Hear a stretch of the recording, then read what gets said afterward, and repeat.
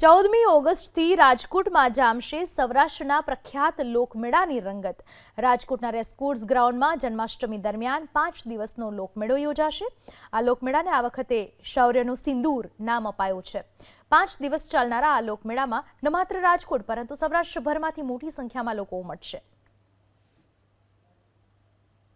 રાજકોટના લોકમેળાને લઈને તડામાર તૈયારીઓ શરૂ કરવામાં આવી છે। આગામી 14 તારીખથી લોકમેળો શરૂ થશે। અહીંયા જે નાના નાના બાળકો અહીંયા અત્યારથી આવી પહોંચ્યા છે પરિવાર સાથે મેળો જોવા માટે। અત્યારે જે રાજકોટવાસી આપણી સાથે છે, આપણે એમની સાથે કેવો મેળો છે રાજકોટનો, પેલા કેવી રીતે ભરાતો તો હવે મેળાની અંદર શું વિશેષતા જોવા મળે છે?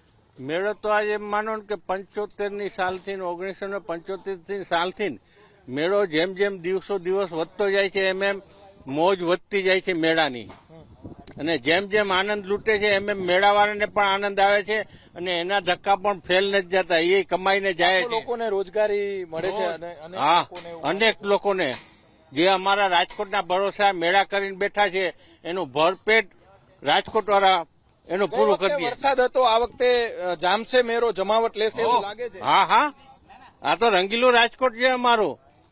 ગમે એટલું પાણી ભર્યું હોય ને તો મેળો કરવા આવવાના છે। બરોબર, મેળે મેળે આવે ને મેળે મેળે જાય, એનું નામ મેળો। એનું નામ મેળો। મેળે મેળે આવવાનું, મેળે મેળે જવાનું, એનું નામ મેળો। બરોબર। પેલા કેવો મેળો, તમે જયારે આ તમારા દીકરાનો દીકરો છે ને?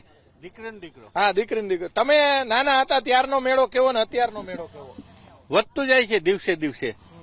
વિશેષતા હું, ફેરફાર હું? વિશેષતા નવી નવી ચકડીઓ આવે છે, છોકરાઓને આનંદ આવે છે અને મોજ પડે એવી આનંદ કરાવે છે મેળાવાળા।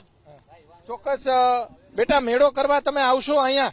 મેળો કરવા ચોક્કસ અહીંયા જે નાના નાના બાળકો મેળો કરવા માટે આવશો? આવશી ને। બરોબર। જમાવટ લે એવું લાગે છે આ વખતે મેળો? હા, આ વખતે ફૂલ તૈયારીઓ તો હાલે છે। બરોબર। અત્યારે શું જોવા આવ્યા છો, ક્યાં ક્યાં ફરવું એમ? હા, ચોક્કસ બાળકો પણ અહીંયા અત્યારથી પહોંચી ગયા છે। બાળકોનો પ્રિય હોય છે મેળો। અહીંયા વેપારી આપણી સાથે છે, તમે શું કહેશો આ વખતે કેવો મેળો જમાવટ લે? શ્રીમાન, મારું નામ પંકજ ત્રિવેદી છે। એક નાના નાના વેપારી તરીકે અમે લોકો તમને કહીએ કે તંત્ર જે તૈયારીઓ કરી રહી છે એ તૈયારીઓ અમને ખૂબ આનંદ અને સહયોગ આપે છે। આપણા કલેક્ટર સાહેબ શ્રી એ જે મહેનત કરી છે રાજકોટના રંગીલા રાજકોટને એક સારું એવું એક મેળો આપવા માટે। ગયા વર્ષે વરસાદ હતો પણ આ વર્ષે પણ એનાથી પણ જોશથી પણ વધારે કલેક્ટર સાહેબે મહેનત કરી અને જે ઘણી બધી અડચણો હતી મેળાને લગતી, રાઇટ્સને લગતી, જે ઘણી બધી અડચણો હતી એ બધી અડચણોને પાર કરી નિયમોને ધ્યાનમાં રાખી અને રાજકોટને નવો અને સારામાં સારો મેળો આપે છે। અને રાજકોટનો અદભુતમાં અદભુત મેળો રંગીલું રાજકોટ છે, અને રંગીલું બનાવવા માટે જે મેળાની જે ઉત્કંઠા હોય છે, એક વેપારી તરીકે કહું છું, એક રાજકોટ વાસી પણ તરીકે કહું છું કે આજનો મેળો જે આજે વખતનો જે મેળો છે એ એકદમ અનેરો અને ગયા વખત કરતા પણ આજે વખતે જોરશોરથી લોકો એનો આનંદ લેશે એવી ખૂબ મારી શુભકામના। મેળાની અંદર અત્યારથી જે નાના નાના બાળકો અત્યારે જોઈ શકાય છે કે કેવો મેળો રહેશે। તમે પણ અત્યારથી બાળકો લઈને આવી ગયા છો? આ રાજકોટ રંગીલું રાજકોટ છે, ખ્યાલ હશે જ બધાને। અત્યારથી મેળાનું ક્યાં કેવી રીતે ક્યાં ક્યાં પોઈન્ટ છે, ક્યાં જોવાલાયક છે એ બધું જોવા માટે અત્યારે હજી સર્વે કરવા માટે નીકળ્યા છે કે ક્યાં મેન જગ્યા કઈ છે। નાના બાળકો અત્યારથી જ જોઈ શકાય છે કે સર્વે કરવા માટે આવી ગયા છે। તમે ભાઈ શું કહેશો? યુવાનોને તો પ્રિય મેળો, આ વખતે તો મોજ જ કરવાની પૂરેપૂરી।